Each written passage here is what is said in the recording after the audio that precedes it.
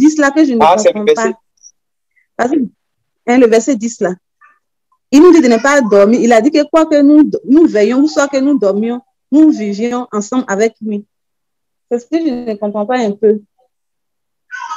Puisqu'il parle de ceux qui dorment, qui se livrent la nuit, et après il nous dit encore que soit que nous veillions, soit que nous dormions, nous vivions ensemble avec lui. Ouais, c'est vraiment un passage très important. C'est une très bonne question parce que c'est un passage qui a suscité beaucoup de spéculation. C'est un passage qui a suscité beaucoup de contradictions malheureusement. C'est un passage qui est quand même qui est simple parce que l'apôtre Paul a expliqué les choses. Mais il faut dire que ça a créé aussi quand même des problèmes. Et ça a créé des problèmes non seulement à l'église de Thessalonique, mais ça a créé des problèmes aussi dans l'église. Parce qu'on n'avait pas bien compris. Vous savez que l'apôtre Pierre disait qu'il y a certains passages que l'apôtre Paul, il y a certains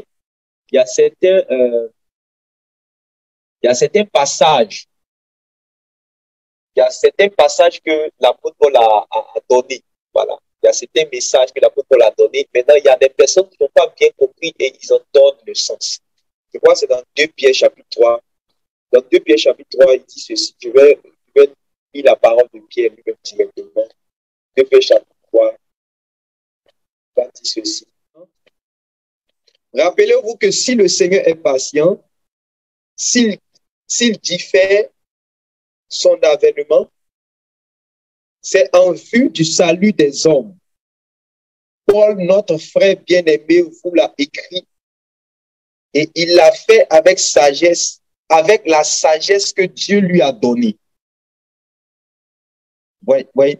Regardez ce qu'il l'apôtre Pierre dit, c'est très important. Parce que même ce passage aussi, les gens n'ont pas compris. Regardez ce qu'il l'apôtre Pierre dit. Rappelez-vous que si le Seigneur est patient, entre parenthèses, s'il diffère son avènement, c'est en vue du salut des hommes. Paul, notre frère bien-aimé, vous l'a aussi écrit. Et il l'a fait avec la sagesse que Dieu lui a donnée. Il en parle d'ailleurs comme dans toutes ses lettres, chaque fois qu'il aborde ces sujets. Il se trouve des passages difficiles à comprendre. Les gens mal instruits et peu affermis en déforment le sens, comme ils font du reste aussi avec les autres lettres de l'Écriture. Ils travaillent à leur propre ruine. Amen. Donc vous voyez que les lettres de Paul, là, c'est pas aujourd'hui que ça suscite réellement quelques polémiques. Les lettres de Paul ont suscité des polémiques depuis que Paul lui-même l'avait écrit. Ouais, depuis le temps de Paul, depuis pendant la vie de Paul, ces lettres déjà avaient suscité des polémiques. C'est pour cela que il faut faire attention avec les lettres de Paul. Vous voyez, les lettres de Paul sont bonnes. Il a été inspiré par l'Esprit de Dieu pour parler.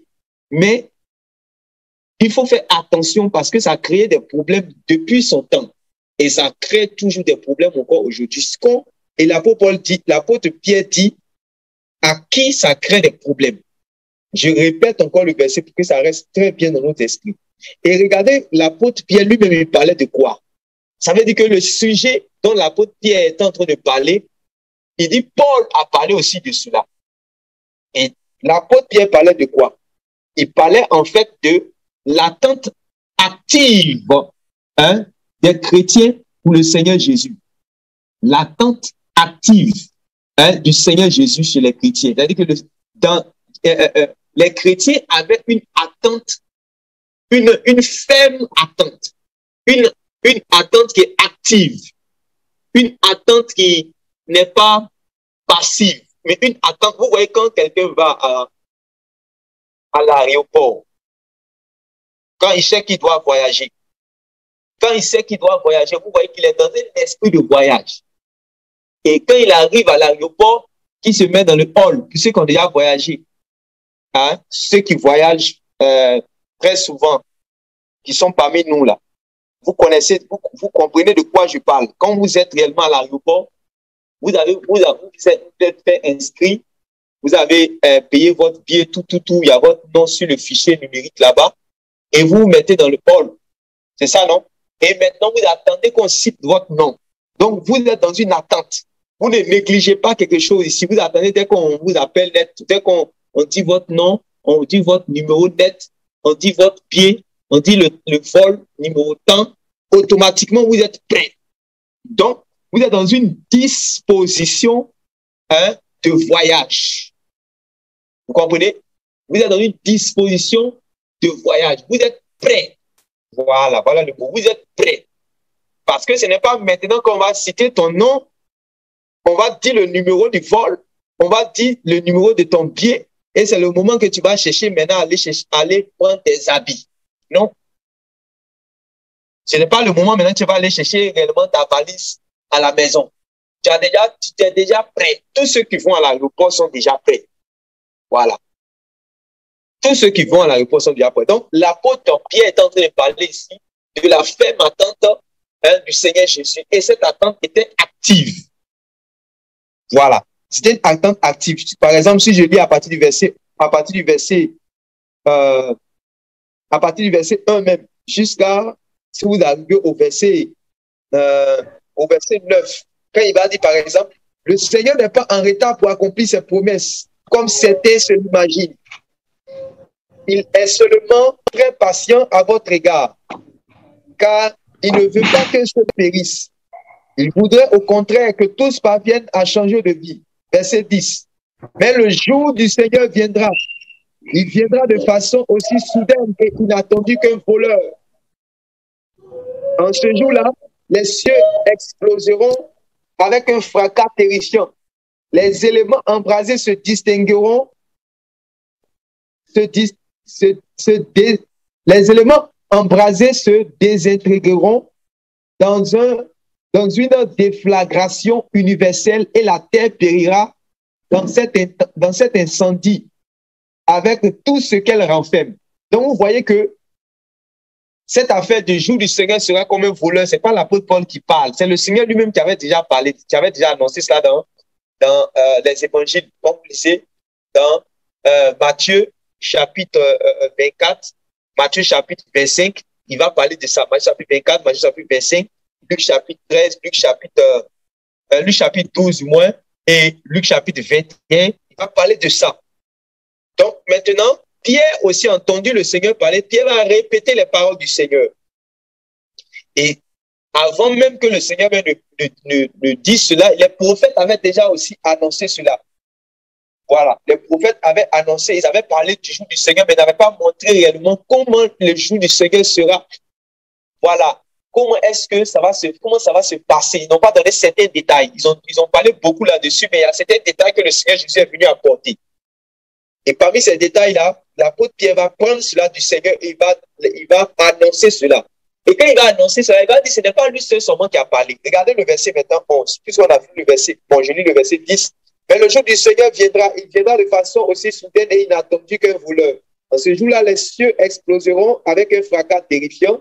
Les éléments embrasés se désintégreront dans une déflagration universelle et la terre périra dans cet incendie avec tout ce qu'elle renferme.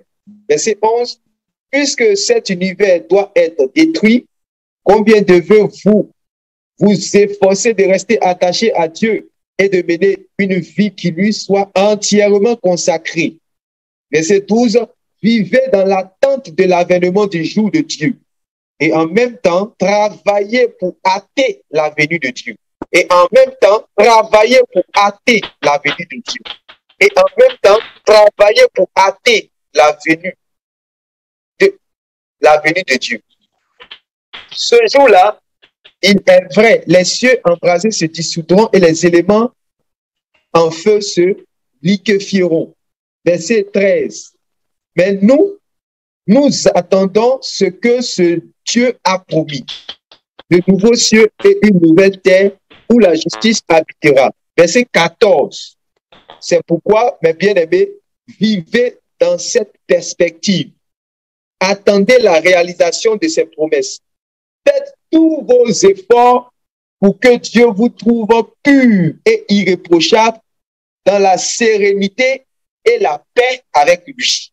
Vous comprenez? Ça veut dire que ce jour-là, ça veut dire qu'avant que ce jour-là n'arrive, ça veut dire que quand ce jour-là va vous trouver, ce jour-là doit vous trouver étant pur et irréprochable. C'est-à-dire des gens prêts pour la venue de ce Dieu qui arrive. Vous comprenez? Des gens prêts pour la venue de ce Dieu qui est en route. Jésus a promis ceci. Il a dit, il y a plusieurs demeures de la maison de mon Père. Si cela n'était pas, je vous l'aurais dit. Je m'en vais, je vais vous préparer une place. Et je reviendrai vers vous. Je vous prendrai avec moi, afin que là où je suis, vous aussi, vous y soyez. Voilà la promesse du Seigneur. Donc, le Seigneur, par cette parole de Jean chapitre 14, à partir du verset 2, où il va dire que votre cœur ne se trouble point. Donc, à partir de cette promesse, à partir de cette parole, le Seigneur va donner une promesse à son petit troupeau qui était les 12 apôtres et tous les appelés qui étaient, tous les disciples qui étaient avec eux. Et souvenons-nous que dans Jean chapitre 17, à partir du verset 17 jusqu'au verset 21 là-bas, le Seigneur Jésus va dire qu'il prie non seulement pour les apôtres, mais il prie aussi pour tous ceux qui vont croire réellement en lui par les paroles des apôtres. Vous comprenez? Il prie non seulement pour les apôtres, mais il prie pour tous ceux qui vont croire en lui par les paroles des apôtres. Autrement dit, il prie aussi pour nous. Donc, par cette parole-là, le Seigneur Jésus, dans Jean chapitre 14, a fait une promesse à tous ceux qui vont croire en lui. Vous comprenez? Donc, le Seigneur qui est venu, le Seigneur qui a souffert, le Seigneur qui est mort, le Seigneur qui a été enseveli, le Seigneur qui est ressuscité, le Seigneur qui a connu cette ascension vers le Père, il ne va pas rester là-bas. Il va revenir un jour. Et je vous demande de lire, par exemple, quand vous lisez, par exemple, dans Actes chapitre 3, à partir du verset 19, il est dit ceci dans Actes chapitre 3, à partir du verset 19. Il est dit, maintenant donc, changez et tournez-vous vers Dieu pour qu'il efface vos péchés. Alors le Seigneur vous accordera une ère de renouvellement, de repos et de bonheur. Et il vous renverra celui qu'il vous destinait comme Messie, c'est-à-dire Jésus. En attendant, il demeure au ciel jusqu'au jour où l'univers entier sera restauré dans son état premier. Depuis des siècles, Dieu vous annonce ce renouvellement du monde par la bouche de ses saints prophètes. Est-ce que vous entendez ça, Église de Dieu? Je répète ça, les paroles de l'apôtre Pierre. Il dit ceci. Maintenant donc, changez et tournez-vous vers Dieu pour qu'il efface vos péchés. Verset 20. Alors le Seigneur vous accordera une ère de renouvellement, de repos et de bonheur. Et il vous renverra celui qu'il vous destinait comme Messie, c'est-à-dire Jésus. Verset 21. En attendant, il demeure au ciel jusqu'au jour où l'univers entier sera restauré dans son état premier, c'est-à-dire le renouvellement de toutes choses dans vos versions.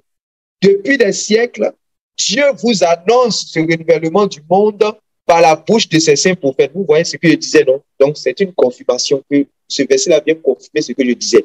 Donc, avant même que le Seigneur Jésus ne vienne, ce jour qu'on appelle le jour du Seigneur a été réellement annoncé par les prophètes. Vous comprenez? Et quand le Seigneur Jésus vient, il vient montrer que ce jour-là maintenant est proche. C'est pour ça qu'il va dire, quand vous allez aller prêcher, dites le royaume des cieux est proche. N'est-ce pas? Dites le royaume des cieux s'est approché de vous. Il dit, allez, prêchez et dites, le royaume des cieux s'est approché de vous. Le royaume de Dieu s'est approché. Donc, ce royaume de Dieu qui avait été annoncé autrefois par les prophètes, ce royaume-là maintenant s'est approché. Voilà. Donc, l'avènement du Seigneur marque en fait une nouvelle ère. C'est-à-dire que c'est un temps où le royaume de Dieu va venir et ce n'est plus loin. C'est-à-dire qu'avant l'avènement du Seigneur Jésus en chair, avant son avènement en chair, le royaume de Dieu était encore loin. Mais quand il est venu, ça marquait réellement que le royaume de Dieu n'est plus loin maintenant. Voilà. C'est pour ça qu'il dit que allez-y dire, il dit à ses disciples, allez-y dire que le royaume de Dieu s'est approché de vous, ou le royaume de Dieu arrive. Allez dire cela. Le Seigneur Jésus lui-même, il a prêché cela dans Marc chapitre 1, à partir du verset 14 à 15. Vous voyez, verset 14 à 15, quand vous lisez, quelqu'un a ça rapidement, s'il veut, peut lire.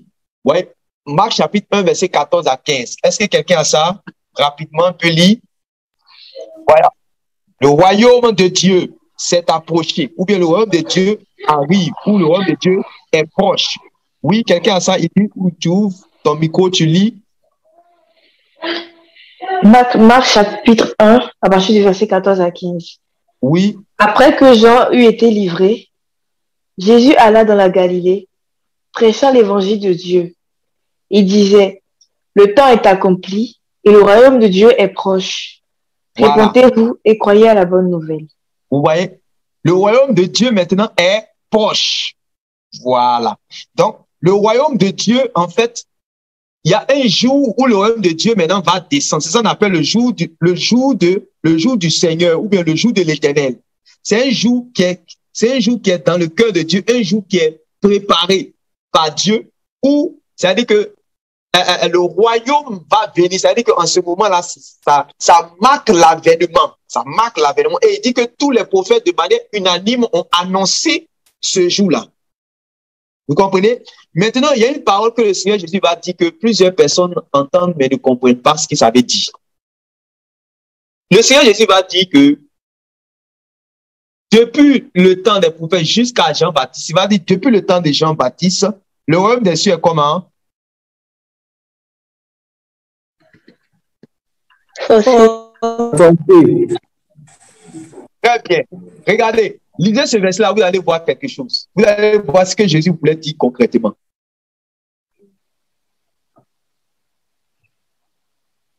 Lisez dans Matthieu. Ok.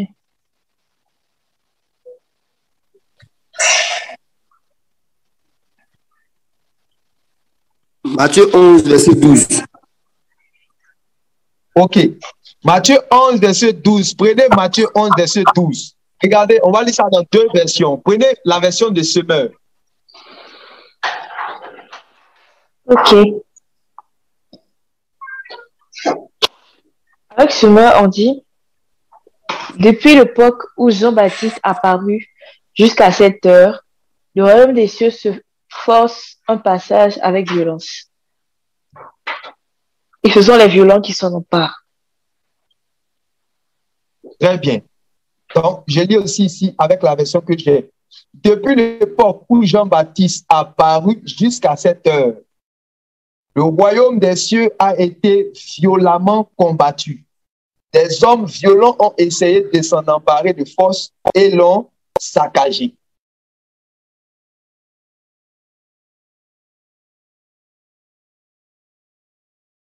Regardez. Ça, c'est fort. Regardez. On va aller simplement avec la version du Seigneur que tu lis. Vas-y. Lis avec la version du Seigneur. Je vais vous montrer quelque chose. Alors, depuis l'époque où Jean-Baptiste apparut jusqu'à cette heure, le royaume des cieux se force un passage avec violence. Oui. Et ce sont les violents qui s'en emparent. Très bien. Donc, ça veut dire que je lui dis que depuis le temps, c'est-à-dire que l'avènement de Jean-Baptiste marque réellement un temps dans le spirituel. N'est-ce pas? L'avènement de Jean-Baptiste marque un temps dans le spirituel. Il dit que depuis son temps jusqu'à l'heure où lui il est en train de parler, parce qu'en ce moment, ça veut dire que certainement Jean-Baptiste a été, Jean-Baptiste l'a mis en prison, mais peut-être il l'a décapité, ou bien ils l'ont mis en prison.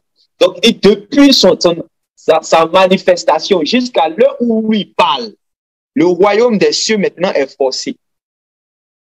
Et ce sont les violents qui s'en emparent. Ça veut dire que, en fait, dans la loi, dans les psaumes et les prophètes, Dieu a parlé de beaucoup de choses. Dieu a montré sa sagesse, Dieu a montré ses attributs, Dieu a montré son visage, Dieu a montré ses projets, tout. Maintenant, en fait, par rapport au royaume de Dieu, c'est-à-dire que par rapport au plan qui était conçu par Dieu depuis les temps éternels, et que Dieu a préparé pour sa manifestation, qu'on appelle le jour le jour de l'Éternel, où on a qu'on appelle le jour de l'Éternel, où le royaume de Dieu réellement va s'établir. C'est-à-dire que concernant le royaume de Dieu là, c'est à partir réellement de Jean-Baptiste que la chose a été déballée. La chose a été, regardez par exemple, quand Jean-Baptiste est venu, quand il a commencé à prêcher l'évangile, les gens ont commencé, les gens quittaient la ville, quittaient les contrées pour venir jusqu'au Jourdain pour se faire baptiser dans l'eau. Et regardez ce que Jean-Baptiste va dire. Jean-Baptiste va dire, qui vous a appris à fuir la colère à venir? Voyez? Qui vous a appris à fuir la colère à venir? C'est la colère que les prophètes avaient annoncée. Les prophètes avaient dit que la colère de Dieu allait venir. Or, la colère de Dieu va venir au moment où Dieu va manifester son royaume. Donc, c'est Jean-Baptiste déjà qui avait commencé à parler du royaume de Dieu. Il prêchait cela. Quand il disait repentez, vous l'avez déjà commencé. Et quand il parlait de cela, les gens ont commencé à abandonner pour fuir la colère de Dieu. Donc, pour entrer dans le royaume de Dieu, on doit fuir la colère de Dieu. Donc, depuis ce temps-là, c'était forcé. Les gens ont commencé réellement à marcher vers la route de ce royaume-là. Ils ont commencé à marcher vers la route de ce royaume. Maintenant, quand Jean-Baptiste, lui, maintenant, il vient, Jean-Baptiste dit non, que en réalité, c'est quelqu'un qui est digne de vous faire entrer là-bas. Lui, il arrive. Moi, je ne suis que son prédécesseur. Je suis venu réellement pour témoigner réellement de lui. Vous voyez? Mais lui, il vient après moi, lui-même, il partit du Saint-Esprit. Il donne le sceau afin que les gens puissent entrer dans ce royaume. Vous comprenez cela? Maintenant, quand Jésus arrive, Jésus, selon Marc chapitre 1, verset 14 à 15 que vous venez de lire, Jésus prêche maintenant le royaume pour dire que le royaume s'est approché. Le royaume là arrive. Vous allez voir dans certaines versions où il va dire que le royaume est au milieu de vous. Pourquoi? Parce que c'est lui qui est l'auteur de ce royaume-là et c'est celui qui fait entrer dans ce royaume. C'est celui qui juge si les gens sont dignes d'entrer ou bien ne sont pas dignes d'entrer. C'est celui qui est le créateur en fait de ce royaume-là. C'est à cause de lui que ce royaume a été fait. C'est pour lui que ce royaume a été fait et c'est lui qui est le représentant légal, digne de ce royaume-là. Voilà pourquoi il peut, c'est-à-dire que il peut dire que le royaume là, il peut dire comme si le royaume là, en fait, c'est lui-même. Je ne sais pas si vous me comprenez. Ça veut dire, quand par exemple, il disait que si vous croyez que c'est par le doigt de Dieu que je chasse les démons, alors croyez que le royaume de Dieu s'est approché de vous. Vous connaissez ce passage. Mais dans ses prédications, lui, quand il va prêcher, quand il va envoyer aussi ses disciples prêcher, il va leur dire que, allez dire que le royaume de Dieu arrive. Vous voyez? Mais quand le royaume de Dieu arrive, il y a forcément une disposition à avoir. C'est pour ça que quand Jean-Baptiste avait commencé à prêcher net, les gens sont quittés dans la ville. Les gens sont quittés, ceux qui sont gardiens, ceux qui sont vigiles, ceux qui sont agriculteurs, ceux qui sont éleveurs, ceux qui sont soldats, ceux qui sont collecteurs d'impôts, ceux qui sont sadduciens, ceux qui sont pharisiens. Chacun commence réellement à venir en même temps. Voilà, parce que il faut vite fuir la colère de Dieu pour entrer. Donc, les gens s'empressaient. Voilà, les gens s'empressaient. Et vous allez voir que on va parler des gens comme Siméon, Joseph d'Arimathée et plusieurs personnes qui attendaient le royaume de Dieu. Ouais, c'est comme maintenant, on a commencé à déballer les choses maintenant par rapport au royaume de Dieu. On dit ils attendaient le royaume de Dieu, ils attendaient le royaume de Dieu, ils attendaient. Or, vous n'allez pas voir cette expression-là avant les évangiles.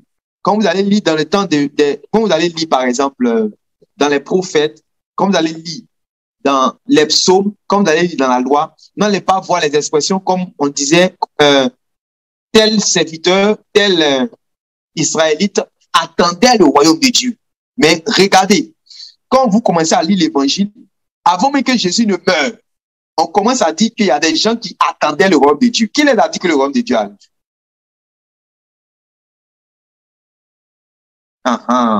Ça descend maintenant. Qui les a dit que le royaume de Dieu arrive? C'est quand Jean-Baptiste est en train de prêcher, depuis le temps de Jean-Baptiste jusqu'à cette heure, il a commencé à dire que la colère de Dieu arrive.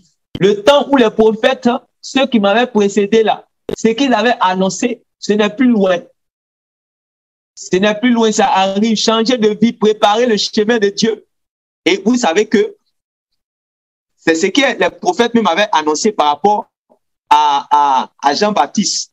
Jean-Baptiste était venu pour préparer le chemin de Dieu. Donc, les enfants d'Israël ils savent maintenant que le Seigneur Dieu, le feu dévorant, là, il arrive. Donc, quand il arrive en ça, on doit se préparer de sorte à ce que lui ne devient pas un jugement pour nous. Voilà. Et puis, il avait dit par les prophètes encore que son jugement allait commencer par sa maison. Donc, quand il arrive, l'attitude à avoir, c'est de se préparer, c'est d'être prêt.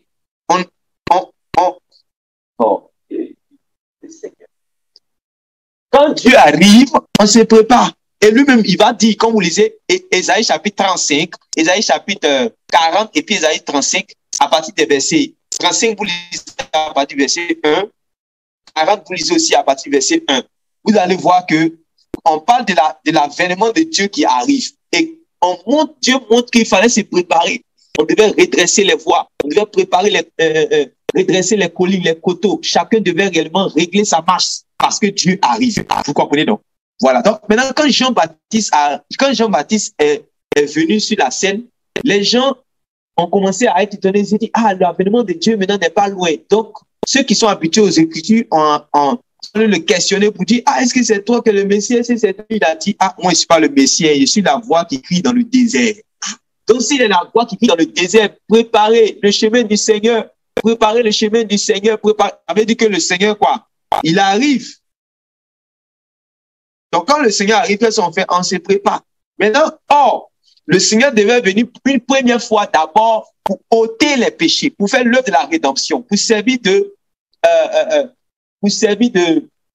rançon pour les pécheurs. Mais eux, réellement, cette partie-là, ils n'ont pas désiré, ils n'ont pas réellement compris cela. Selon qu'Ésaïe a dit, qui a cru à ce qui nous était annoncé, qui a cru à notre prédication. Donc, le premier avènement du Seigneur Jésus n'avait pas été bien perçu par ceux qui n'étaient pas spirituels. Voilà. Sinon, c'est ce qui était annoncé par les prophètes. Il devait venir, et Jean-Baptiste devait venir pour préparer son chemin. Et quand Dieu arrive, c'est son royaume qui arrive. Donc, ils attendaient le royaume de Dieu. C'est pour ça qu'on dit, ils attendaient le royaume, ils attendaient le royaume, ils attendaient le royaume. C'est ça que ça veut dire. C'est ça que ça veut dire. Quand on dit, ils attendaient, tel serviteur attendait le royaume de Dieu. Joseph Maté attendait le royaume de Dieu. Tel Siméon, ainsi de suite. Tout ce qu'on citait, on dit qu'ils attendaient le royaume de Dieu. Parce que quand Dieu vient, il vient avec son royaume. C'est clair? Est-ce que vous me comprenez jusque-là? Si vous me comprenez, mettez un signe pour que je puisse avancer.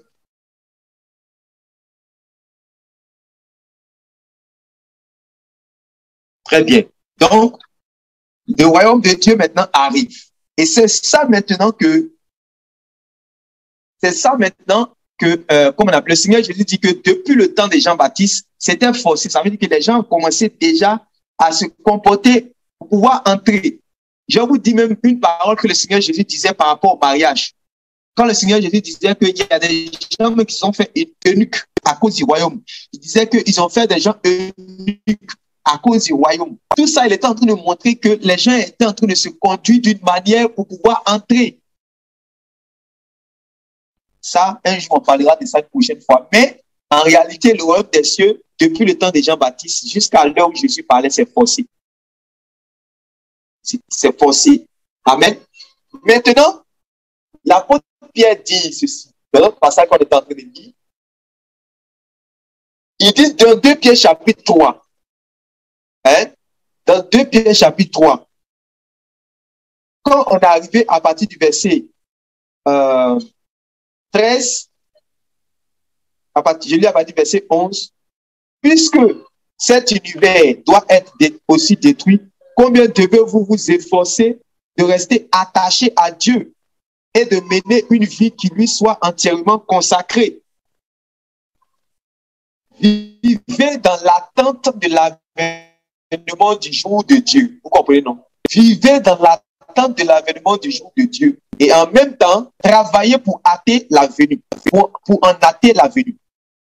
Ce jour-là, il est vrai, les cieux embrasés se dissoudront et les éléments en feu se liquéfieront. Verset 13. Mais nous, voilà. Quelqu'un dit mais nous, nous attendons ce que Dieu nous a promis. De nouveaux cieux et une nouvelle terre où la justice habitera. Verset 14. C'est pourquoi, mes bien-aimés, vivez dans cette perspective. Attendez la réalisation de ces promesses. Faites tous vos efforts pour que Dieu vous trouve pur et irréprochable dans la sérénité et la paix avec lui. Donc, quand nous sommes prêts, nous sommes trouvés purs. C'est-à-dire que nous marchons dans la pureté et nous marchons de manière à être irréprochables devant Dieu et nous marchons dans la sérénité et la paix avec lui. Nous nous comportons comme des gens qui sont avisés, qui sont éclairés, qui sont informés de son jour. Donc, ils se conduisent avec sagesse. Ils se conduisent avec une intelligence, avec sagesse, ils sont avisés. Ils sont éclairés. Donc, se conduisent comme des enfants du jour. On va parler maintenant tout à l'heure par rapport aux enfants du jour. Donc, d'abord, je vais nous faire comprendre que on voit d'abord Pierre parler de ce jour-là. Et le verset 14, il continue. Le verset 15, il continue. Il dit, rappelez-vous que si le Seigneur est patient, s'il diffère son avènement, c'est en vue du salut des hommes. Paul, notre frère bien-aimé, vous l'a aussi écrit. Voilà. Donc, il dit, vous l'a aussi écrit. Donc, c'est où il a écrit. Voilà. Paul, notre frère bien-aimé, vous l'a aussi écrit. Dans votre version là-bas, on dit quoi? Qui a la version de lui second? Quand on parle de Paul, quand l'apôtre Pierre parle de Paul, il dit quoi? Il dit, Paul, notre frère bien-aimé, vous l'a aussi écrit avec la sagesse que Dieu lui a donnée. Voilà. Donc, il dit que, non, dans lui second, dans lui second, il dit quoi? Lui second. Ah oui.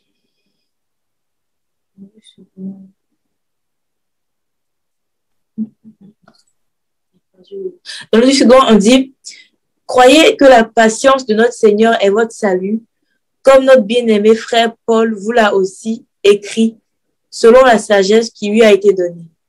Vas-y. C'est ce qu'il fait dans toutes les lettres où il parle de ces choses. Très dans bien. Lesquelles... Vous comprenez, non? Ici, beaucoup de personnes, vous lisez ce passage-là, et plusieurs personnes lisent ce passage-là en pensant qu'on parle d'autres choses. Il est en train de parler de ce que lui, il est en train de parler. Pierre parlait de quoi? Vous me suivez, vous pouvez répondre. Il parlait de quoi? L'avènement du Seigneur. Très bien, il parlait de l'avènement du Seigneur.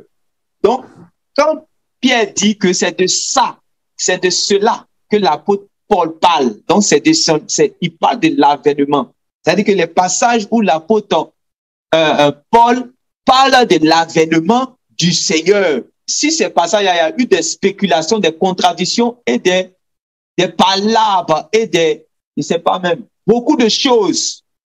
Vous comprenez? Beaucoup de choses. Parce que vous allez voir que dans presque toutes les lettres de Paul, il va parler de l'avènement du Seigneur.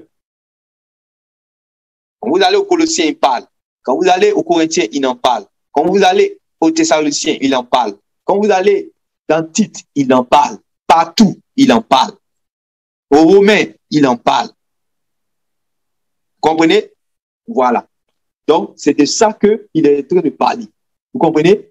Il dit, Paul, notre frère bien-aimé, l'a aussi écrit et il l'a fait avec sagesse, avec la sagesse que Dieu lui a donnée. Il en parle d'ailleurs dans toutes ses lettres, chaque fois qu'il aborde ces sujets. Certes, il s'y trouve des passages difficiles à comprendre. Ça veut dire que dans ce que Paul a dit, l'apôtre Pierre reconnaît qu'il s'y trouve des passages difficiles à comprendre. Maintenant, il dit, les gens mal instruits et peu affermis en déforment le sens comme ils le font du reste aussi avec les autres textes de l'écriture. Ils travaillent à leur propre ruine. Donc, on retourne maintenant dans 1 Thessaloniciens. Prenez 1 Thessaloniciens là bas 5. Donc, on a déjà maintenant compris de quoi il est question. On a déjà compris de quoi il est question. Donc, quand c'est comme ça, vous commencez à lire à partir du verset 1. Parce que si tu lis au verset 10, tu ne vas pas bien comprendre. Lisons à partir du verset 1. La sœur Aurélie a dit avec la version du Semeur que tu as. D'accord. 1 Thessaloniciens 5 à partir du verset 1. Quant à l'époque et au moment de ces événements, vous n'avez pas besoin, frères et sœurs, qu'on vous écrive à ce sujet. Vous savez fort bien vous-même que le jour du Seigneur viendra de façon aussi inattendue qu'un voleur en pleine nuit. Stop. Vous voyez que c'est pas ce que Pierre a dit là. Hein? C'est ça. C'est ça. Très bien. Maintenant, je vous ai dit que ce que Pierre a dit là, il a pris ça du Seigneur. C'est une parole du Seigneur qu'il a pris. C'est le Seigneur qui a dit. Est-ce que vous savez ça? Est-ce que vous savez que c'est le Seigneur qui a dit cela? Et ça au moins, je sais que vous avez déjà lu ce verset. Ou bien vous n'avez pas encore lu ce verset. Si, j'ai déjà lu. Cette parole que vous venez, on vient de dire que c'est la même parole que l'apôtre Pierre a dit dans 2 Pierre chapitre 3. Je suis en train de nous dire que ce n'est pas une invention en fait de l'apôtre Paul, mais c'est le Seigneur lui-même qui a dit dans les évangiles. Il a dit dans les évangiles. Et certainement, soit par révélation ou par une tradition orale, l'apôtre Paul a reçu cela du Seigneur. Vous comprenez? Vous comprenez? Si vous prenez par exemple Matthieu chapitre 14, verset 43. Matthieu chapitre 14, verset 43. Puis quand vous lisez dans Luc 12, tout à l'heure j'en parlais de Luc 12 là. Quand vous lisez Luc 12, vers les versets 35 jusqu'à 39, vous allez voir. Si vous lisez Matthieu chapitre 14, le Seigneur Jésus va parler dans Matthieu chapitre 25, et puis dans Matthieu chapitre 14, il va donner cette expression-là que le jour du Seigneur réellement va venir comme un voleur. Donc, notez ces passages après vous allez lire là-bas. Très bien. Donc, relis le verset 1 et puis tu descends. J'espère que vous tous vous suivez. Ne perdez pas le fil. Allons-y. Quant à l'époque et au moment de ces événements, vous n'avez pas besoin, frères et sœurs, qu'on vous écrive à ce sujet. Vous savez fort bien vous-même que le jour du Seigneur viendra de façon aussi inattendue qu'un voleur en pleine nuit. Voilà. Donc, ça veut dire que c'est des gens qui sont informés de ce jour-là. Eux, ils sont avisés. Ils sont informés. Voilà. Toute la terre n'est pas informée de ce jour-là. C'est ceux qui ont la révélation qui réellement sont informés de ce jour. Ceux qui ont cru au Seigneur Jésus par l'évangile du royaume, par l'évangile, la bonne nouvelle du royaume là. Eux, ils connaissent comment les choses vont se passer. Donc, eux, ils sont informés. Ils savent comment le Seigneur va venir. C'est clair? Verset 3, allons-y. Lorsque les gens diront paix et sécurité, alors la ruine fondra subitement sur eux, comme les douleurs saisissent la femme enceinte, et aucun n'échappera.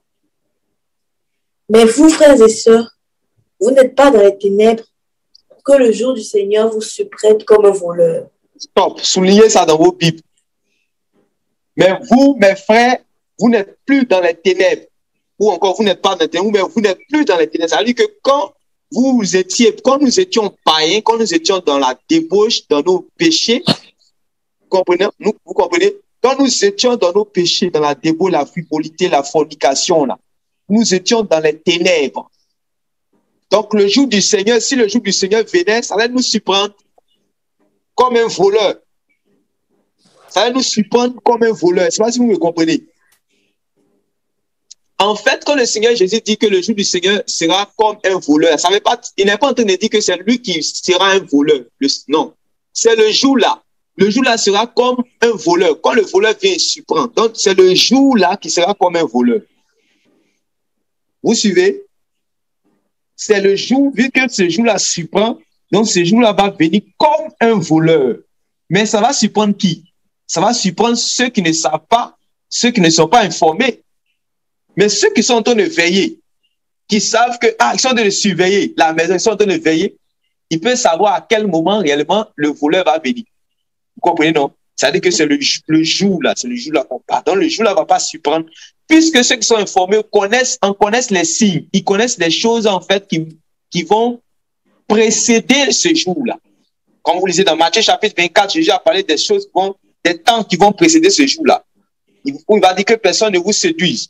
Après le Seigneur Jésus, il y a l'apôtre Paul qui va parler de ça. Quand on va lire la lettre aux Thessaloniciens le dimanche, vous allez voir. Dans 1 Thessaloniciens chapitre 4, 2 Thessaloniciens chapitre 2, il va déballer pour montrer les temps, les événements, les choses qui vont précéder l'avènement du Seigneur. Voilà pourquoi ça ne va pas surprendre les enfants du jour, mais ça va surprendre les enfants des ténèbres, ceux-là qui sont dans le monde et dans leur péché. Voilà. Donc, lis le verset 3, puis tu descends. Lorsque les gens diront paix et sécurité, alors la ruine fondra subitement sur eux, comme les douleurs saisissent la femme enceinte, et aucun n'échappera. Vous comprenez, non? Voilà. Lorsque les hommes se diront maintenant règne la paix, maintenant nous sommes en sécurité, précisément alors, subite et imprévue, la catastrophe fondra sur eux. Et il en sera comme d'une femme enceinte surprise par les douleurs, et aucun n'échappera. Verset 4.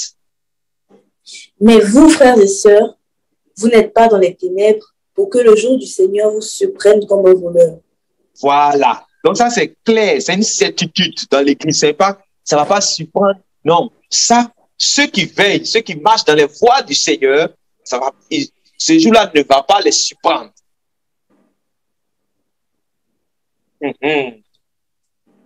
Donc, il y a beaucoup de choses qui vont se casser. Il y a beaucoup de choses qui vont se casser. Verset 5, allons-y. Car vous êtes tous enfants de la lumière, enfants du jour. Très bien. Nous n'appartenons ni à la nuit, ni aux ténèbres. Très bien. Vous comprenez ça?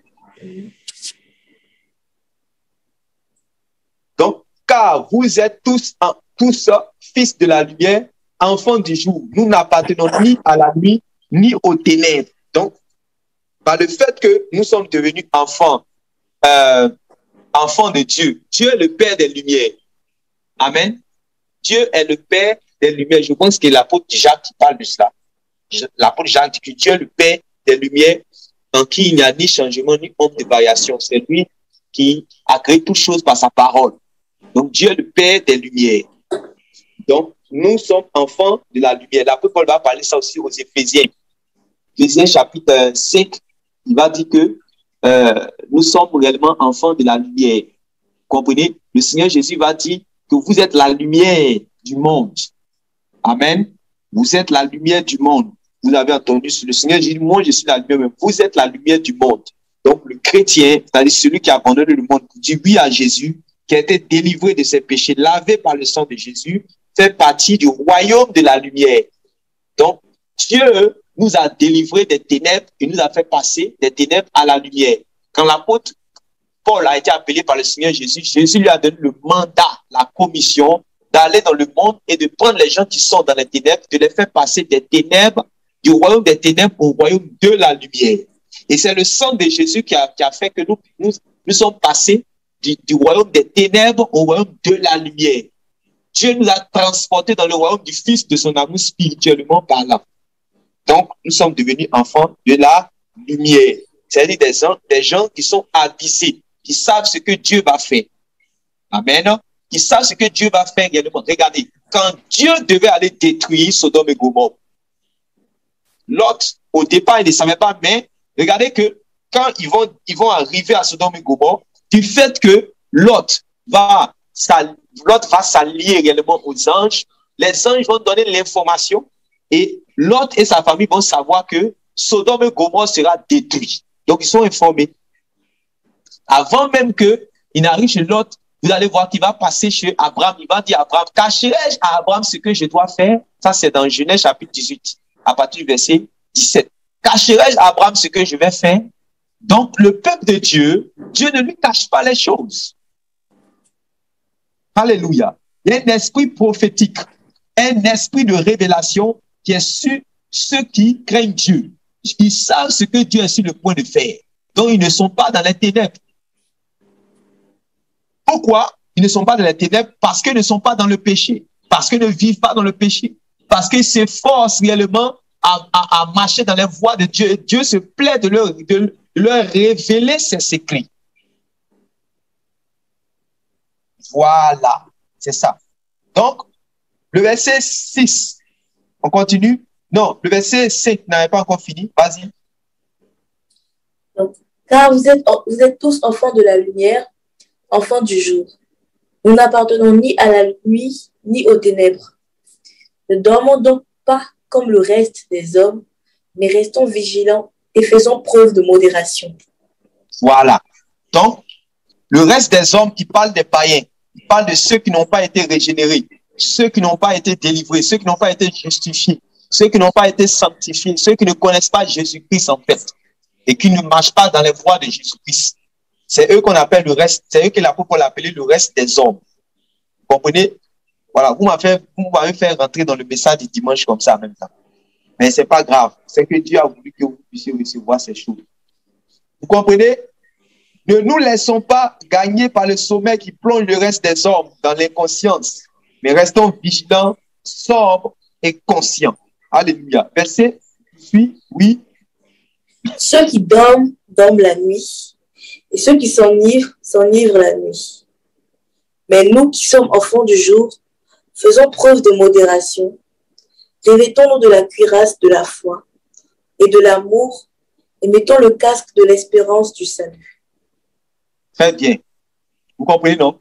Donc, il dit, mais nous autres, c'est-à-dire que Paul, ici, il a marqué la différence entre ceux qui connaissent Dieu et ceux qui ne connaissent pas Dieu, la différence entre ceux qui sont dans la lumière et ceux qui sont dans les ténèbres. Les ténèbres, ceux qui sont dans les ténèbres, eux, ils dorment, ils se livrent réellement à la débauche. Vous comprenez? Ils se livrent à la débauche. Et vous allez voir aussi que dans Luc chapitre 9, à partir du verset 60, lorsqu'il y a des gens qui voulaient venir, qui voulaient suivre le Seigneur Jésus a dit que il a dit aux gens, toi viens, suis-moi. L'autre a dit, non, je ne vais pas te faire telle chose, je ne vais pas te faire telle chose. Il y a un qui a dit, va enterrer son père. Jésus a dit quoi à cette personne-là? Laisse les morts enterrer leurs morts. Très bien. Laisse les morts enterrer leurs morts. Donc, ça fait combien de morts dans ce verset-là? 2. Voilà. Dans le verset, il y a 2 types de morts. Quelle est la différence? Des morts spirituelles et puis des morts physiques, enfin, naturelles. Je sais pas si vous savez. Des gens qui sont morts spirituellement et des gens aussi qui sont morts physiquement. Des gens qui meurent, voilà, physiquement. Donc, très bien. Donc, ici, je nous parle de ça parce que on a commencé directement au chapitre 5. Or, dans le chapitre 4, l'apôtre Paul va parler des gens qui dorment. Et des gens qui dorment, ici, il est en train de parler il a parlé de ceux qui meurent, en fait. De ceux qui meurent.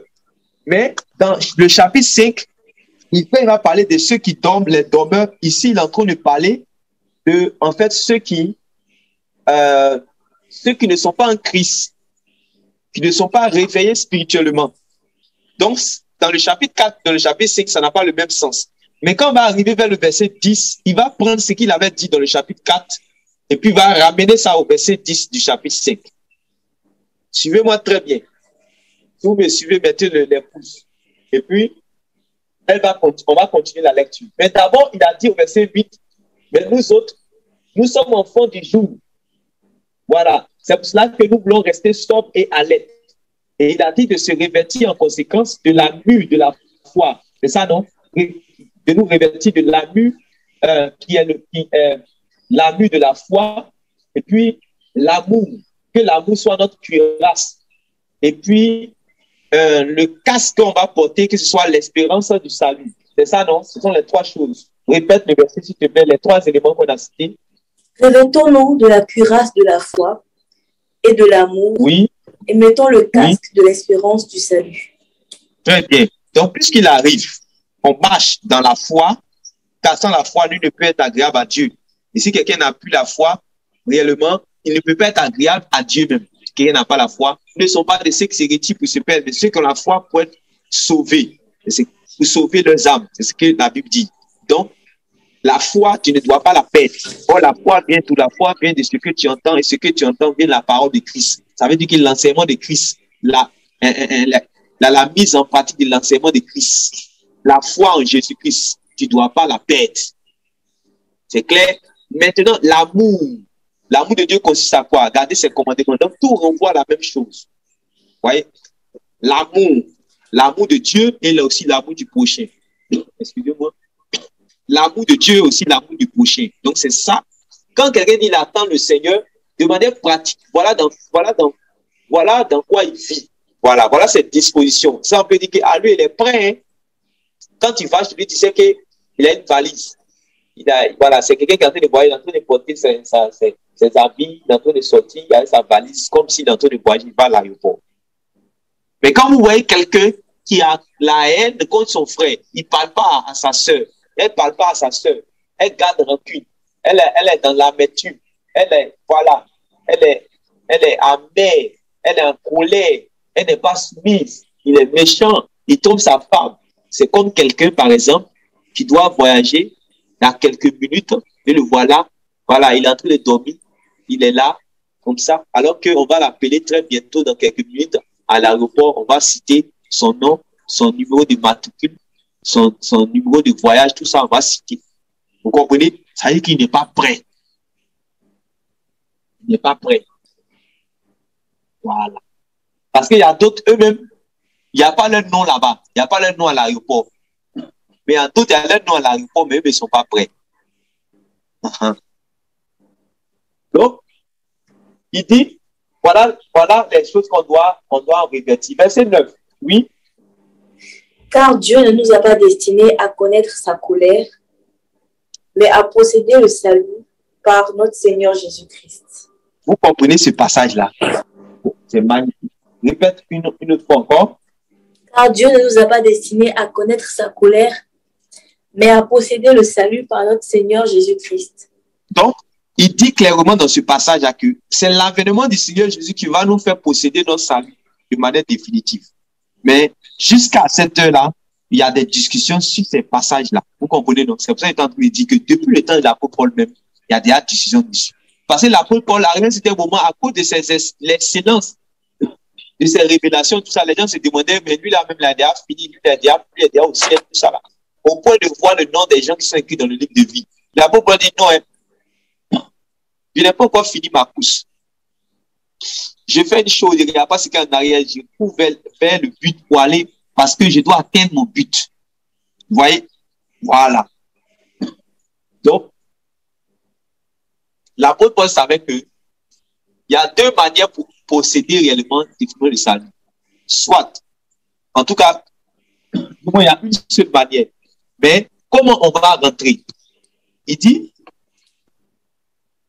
tu vas courir ta course là jusqu'à ce que, soit tu meurs, c'est-à-dire que tu cours la course du salut jusqu'à ta mort. Ou bien, pendant que tu es en train de courir la course du salut, le Seigneur Jésus vient. Donc, voilà les deux choses qui vont marquer, en fait, la fin de ta course. Est-ce que vous me comprenez? La fin de ta course les deux choses qui vont marquer la fin de ta course, c'est ta mort pour l'avènement du Seigneur Jésus. Je pense que je suis clair et je pense que vous me comprenez. Les deux choses qui vont marquer la fin de ta course, la course pour la vie éternelle, pour saisir la vie éternelle, voilà, c'est ta mort ou bien ma mort. Voilà. Et, ou encore, l'avènement de notre Seigneur Jésus-Christ. Sinon, il n'allait pas dire, au verset 9, répète le verset. Car Dieu ne nous a pas destinés à connaître sa colère, mais à posséder le salut par notre Seigneur Jésus-Christ. Donc, ça veut dire que c'est quand notre Seigneur Jésus va venir, qu'il va nous faire posséder, Dieu va nous faire posséder le salut. Donc, l'avènement du Seigneur Jésus, là, c'est pour ça que chaque fois, nous, on marche dans la sainteté, dans la sobriété, dans la tempérance, dans la modestie, dans la soumission, dans la politesse, dans la libéralité, dans l'abandon de soi, dans le renoncement à soi-même, dans la charité, dans l'amour, dans le pardon, dans la miséricorde, dans la compassion. On marche dans ces choses-là. Vous comprenez? Parce qu'on attend le Seigneur Jésus qui va venir pour nous faire entrer dans notre salut, dans le salut. Mais d'autres, eux, ils ont déjà ça dans la poche. Voilà pourquoi, souvent, là, il peut dire, ah, moi, lui, pardonne pas. Lui, là seulement, en tout cas, voilà. Ça, là, Mais quand quelqu'un se dit que, ah, Jésus arrive, vous comprenez, non? Ou encore aussi, si je meurs, ça veut dire que ma course là, c'est terminé. Donc, je suis mort dans quel état? Donc, c'est à cause de ça, il va chaque fois se préparer, dans le but d'être trouvé, comme l'apôtre Pierre le disait, pur et irréprochable lors de l'avènement du Seigneur. Maintenant, l'apôtre Paul va dire quelque chose vers le verset 10 qui est très important. Mais d'abord, je nous fais bien comprendre le verset 9. Dans le verset 9, il dit que ceux qui sont enfants des jours, là, ils ne sont pas destinés en fait à la colère. Pourquoi? Parce qu'ils sont enfants des jours. Ça veut dire que c'est parce qu'eux, ils ont fui la colère qu'ils sont devenus enfants des jours. Donc, Dieu n'a pas réservé, dans le plan de Dieu, Dieu n'a pas réservé, Dieu n'a pas créé l'enfer pour ses enfants. Dieu n'a pas créé sa colère, il n'a pas créé ça pour ses enfants. Et ici, je veux que vous souligniez colère. Je veux que vous souligniez colère dans votre Bible.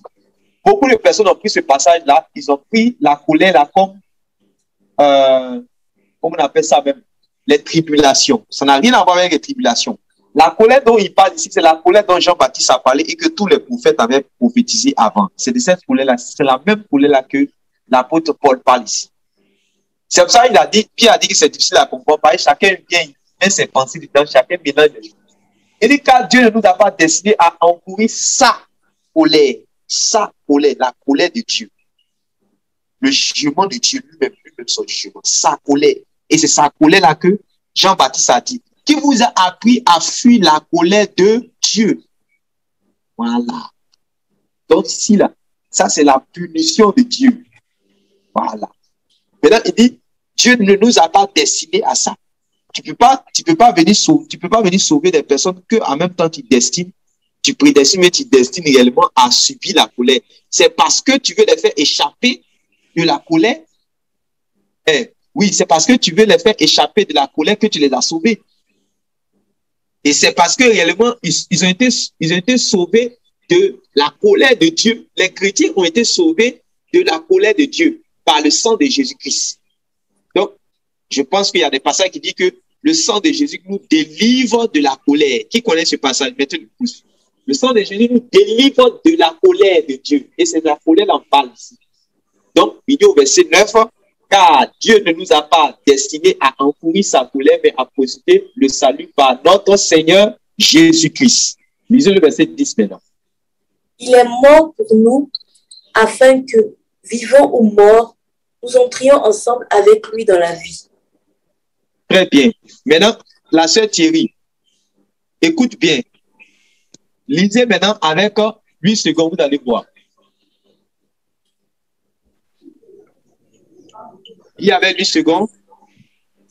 Qui est mort pour nous, afin que nous veillions, soit que nous dormions, nous vivions ensemble avec lui. Voilà.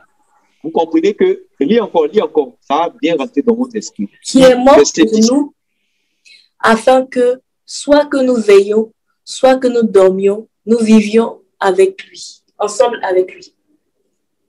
Donc ici, vous comprenez qu'ici, il n'est pas en train de parler de négliger sa vie spirituelle, marcher dans les ténèbres, marcher dans le péché. C'est-à-dire que le sommeil spirituel n'est pas en train de parler ici. Ici, il est en train de parler de 1 Thessaloniciens chapitre 4, verset 13. Comme je vous ai dit, comme on n'a pas commencé par 1 Thessaloniciens chapitre 4, c'est un peu difficile pour que vous puissiez comprendre.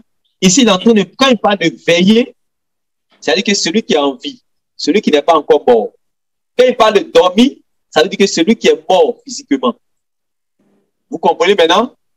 C'est pour cela que dans la version de Semeur et dans la version des paroles de vie, paroles vivantes, vous allez voir qu'il est dit, il est mort pour nous afin que nous vivions éternellement unis à lui, que nous soyons vivants ou déjà morts lors de son retour.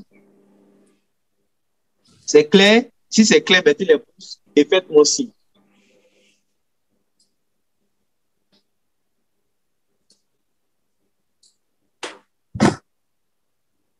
C'est bon? Bon. Très bien. Donc, lis le verset 10 pour terminer. On va terminer par là. Je pense que la question qui est répondue, c'est ça. Verset 12 à 11. 10. Ok. Il est mort pour nous afin que, vivants ou morts, nous entrions ensemble avec lui dans la vie. Voilà. Donc, ici, regardez le verset, regardez la suite. Je vais vous dire maintenant pourquoi il a dit ça. Regardez la suite. C'est pourquoi encouragez-vous les uns les autres et aidez-vous mutuellement à grandir dans la foi, comme vous le faites déjà. Donc, ça veut dire qu'ils étaient découragés. Donc, l'apôtre Paul donne une parole pour les encourager. Maintenant, ils étaient découragés par rapport à quoi? Quand vous lisez dans 1 Thessaloniciens 4, on ne va pas partir là-bas parce que le temps est déjà parti. Quand vous êtes dans 1 Thessaloniciens 4, eux, ils attendent le Seigneur. L'apôtre Paul les a prêchés. Ils n'avaient pas eu le temps de pouvoir durer là-bas pour faire sa pastorale. Mais quand il les a enseignés, il a posé quand même des fondements et il a eu à parler de ces choses. Donc, eux, ils attendaient le Seigneur. Et en attendant le Seigneur, en même temps, ils voyaient leurs frères qui mouraient. Voilà. Puisque l'église de Thessalonique était persécutée. Quand vous avez Thessaloniciens chapitre 2 et 3, on voit que c'est au milieu de beaucoup de tribulations qu'ils ont reçu la parole. Et donc, on tuait, il y avait des frères qui mouraient. Donc, quand ils meurent, ils allaient où? Donc, les frères en Christ étaient dans l'incertitude. Ils se demandent, mais les frères là maintenant, ils vont où? Le Seigneur n'est pas encore venu, ils sont morts. Donc, quel sera leur sort? Voilà. Donc, chacun est découragé. Chacun se demande, mais on ne comprend plus, on ne comprend pas. Donc, il fallait l'apôtre Paul écrive. De là où il se trouvait, il écrive afin de pouvoir les fortifier. Et surtout que, pendant ce temps, il y avait des faux docteurs qui étaient là, qui prêchaient des faux messages. Voilà. Qui prêchaient des faux messages, qui pouvaient mettre même en doute même la foi des saints qui étaient à Thessalonique. Donc, l'apôtre Paul maintenant écrit de sorte à les fortifier, les encourager. C'est pour ça qu'il va dire au verset 11 de s'encourager par ce que lui vient de dire. Vous comprenez? Mais même encore là, malgré tout ce que l'apôtre Paul a dit, ils ne vont pas bien comprendre. C'est pour ça que vous allez le voir écrit encore dès Thessaloniciens. Il va commencer à parler des jours du Seigneur là-bas. Et ça, on va voir ça une prochaine fois. Donc, que le Seigneur vous bénisse.